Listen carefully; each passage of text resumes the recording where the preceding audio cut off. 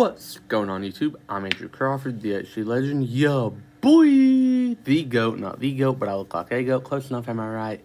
I think I'm right. And today on the channel, I will be counting down my top 10 WWE Monday Night Raw superstars. These are guys that were for them, not even for the majority, but when you think of them on the Raw brand. You think of them on Raw, Raw's War, or any past iteration of the show.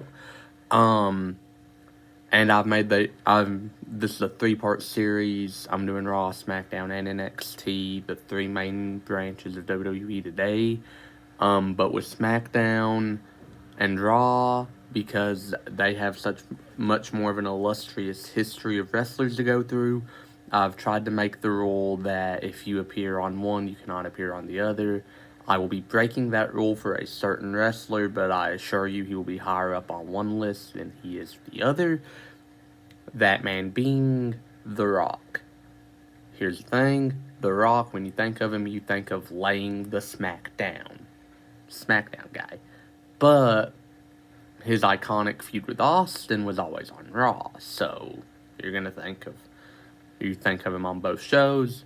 But I will put him higher on the SmackDown list than I will be the Raw list. Spoiler alert ahead. That being said, let's get into it.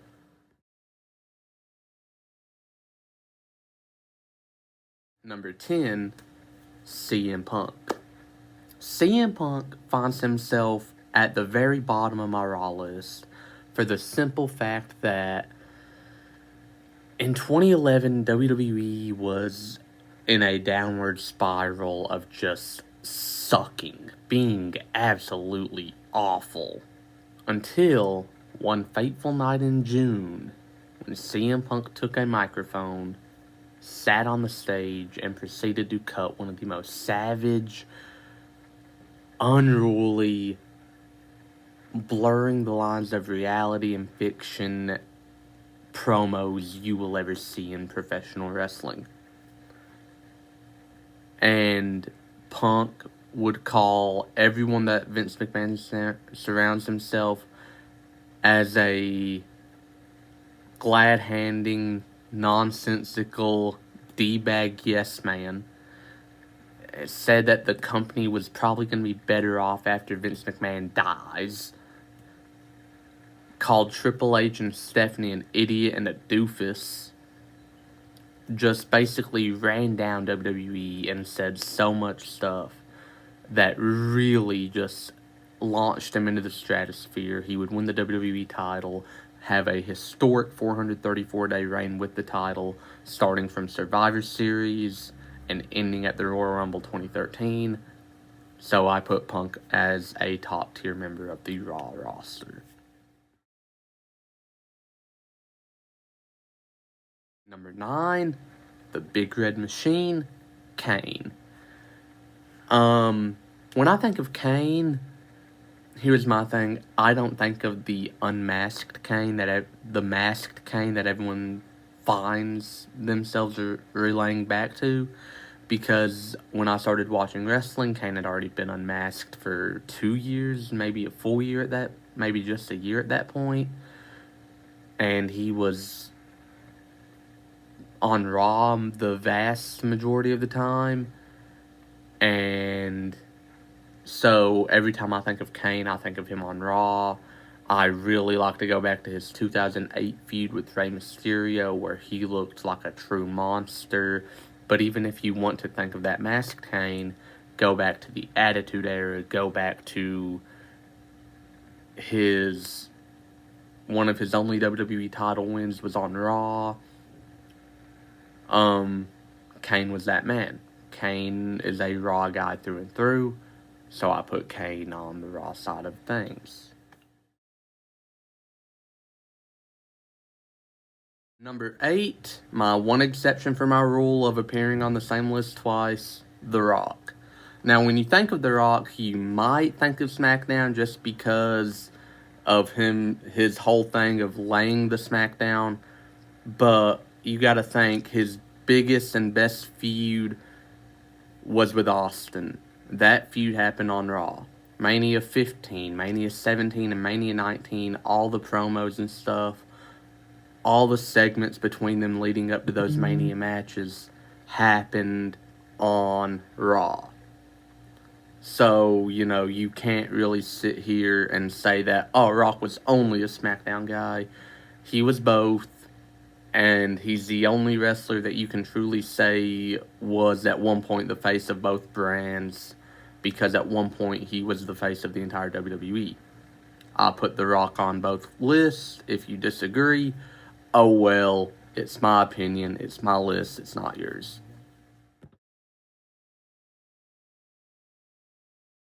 Number 7, Chris Jericho. I put Chris Jericho on this list solely because, like I said, when I started watching, he was a Raw guy through and through. Yes, he had his time on SmackDown, but when I think of all the iconic moments of Jericho's, the Festival of Friendship being one of the most prominent, the list of Jericho, he was on Raw. He was killing it on Raw. Some of his best matches. His debut, where he interrupted the greatest talker in the history of pro wrestling, was on Monday Night Raw. Every iconic thing Jericho has almost is a Raw moment. So I give Jericho a Raw guy. I don't label him as a SmackDown guy. I've never labeled Jericho as a SmackDown guy. Even when I was watching when I was 8 and I was really starting to study it and he would be on SmackDown, I'd be like, oh, this is weird. But Jericho's a Raw guy.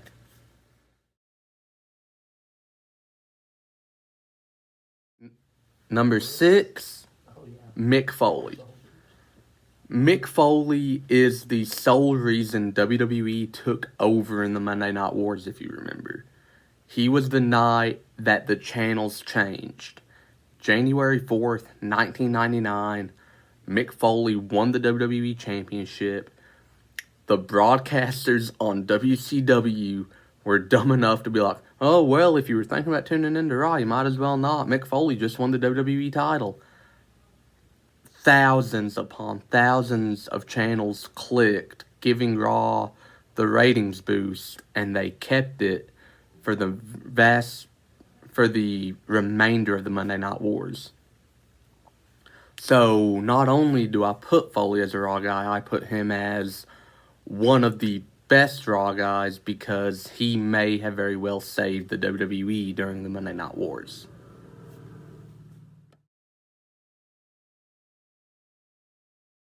Number 5, Randy Orton.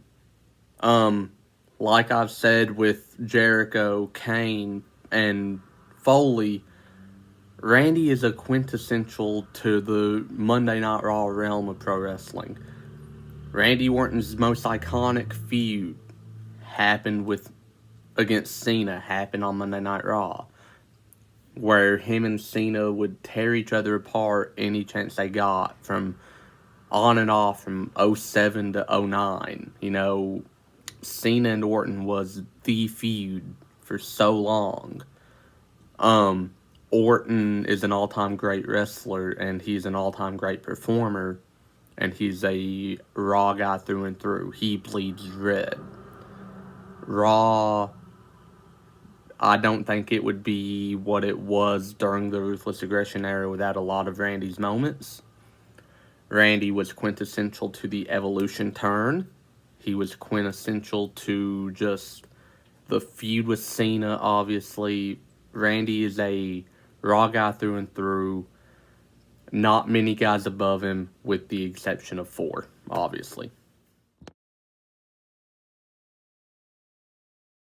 Number 4, the Heartbreak Kid, Shawn Michaels.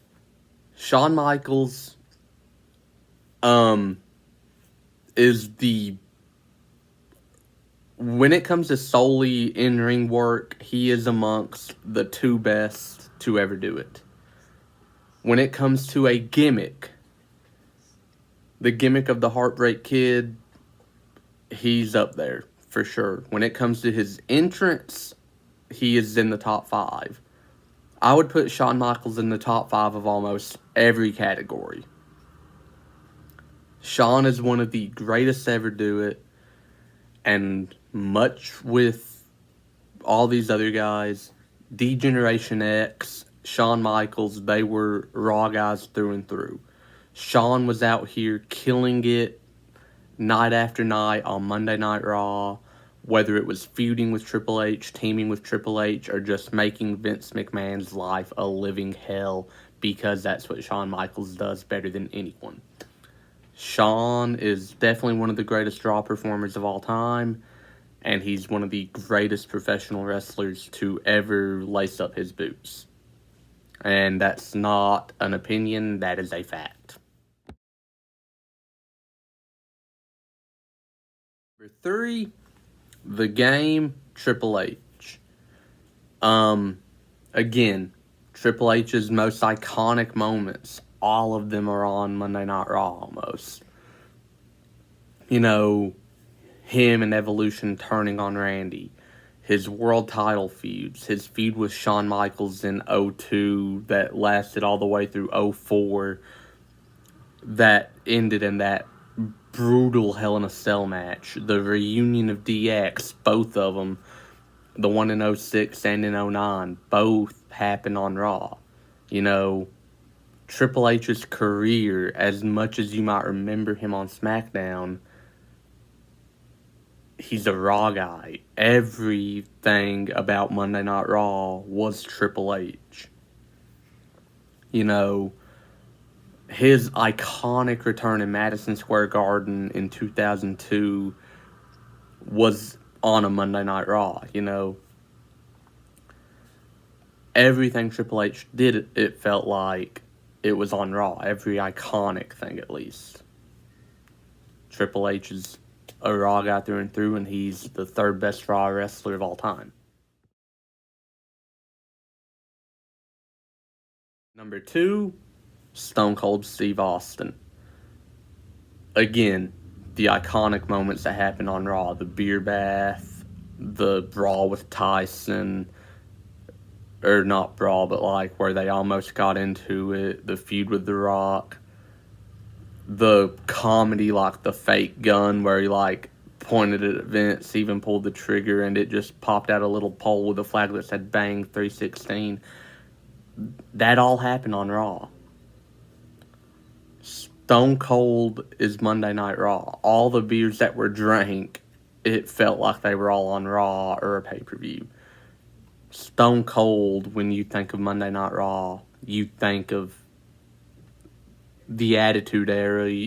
When you think of Stone Cold, you think of Raw's War. You think of The Rock and Austin and those Attitude Era guys really finally giving Mick Foley and giving WCW the run for their money and just really taking over the ratings. Stone Cold, Triple H, Rock, Foley, they did that. They busted their backs to do that, but they did that. Austin and those Attitude Era guys are the reason for taking over the ratings the way they did. And Austin was at the front of that. Austin was WWE for years. But there's one man that tops him for one reason and one reason only. Number 1, John Cena. I am more than willing to give a wrestler his flowers no matter where I rate them in my personal favorites list.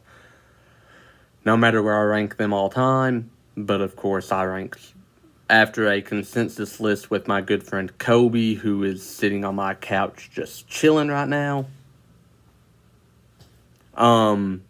We agreed John Cena's number 1. He's honestly gotta be. When you think of pro wrestling, unless you were born in 1970 and you've not watched wrestling since the Hulkamania era, you think of Cena. When you think of Monday Night Raw, over the Ruthless Aggression era's course, from like 2005 to like 2000 and I'm going to say 13, with the exception of Punk's title reign, you think of Cena. Cena is not just Monday Night Raw, but John Cena is professional wrestling. He is the face of professional wrestling, not just of one era, but of all time.